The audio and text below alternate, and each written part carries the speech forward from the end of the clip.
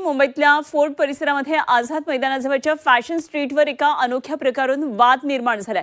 महिलांसाठी उभारण्यात आलेल्या महिला साथी स्वच्छतागृह बसमधून कॅफे चालवले जात असल्याचा आरोप समोर आलाय।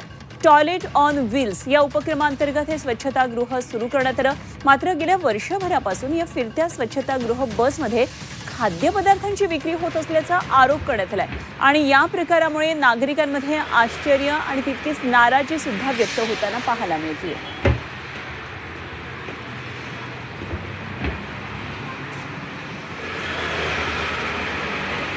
नार्वेकरांच्या वॉर्डमध्ये फार गडबड आहे बाबा।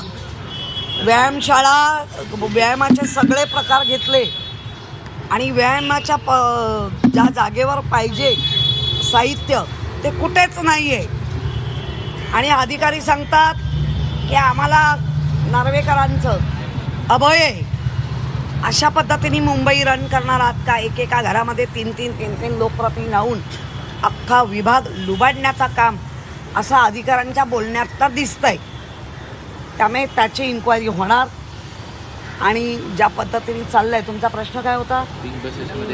ते पिंक बसेस हे सगळं लाटायची काम आहे।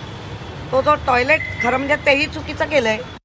या प्रकरणामध्ये महापालिका निश्चितपणे कारवाई करेल की अशा पद्धतीने एका बाजूला टॉयलेट दुसऱ्या बाजूला कॅन्टीन असे जर का प्रकार कोणी करत असतील तर ते मुंबईमध्ये खपवून घेले जाणार नाही।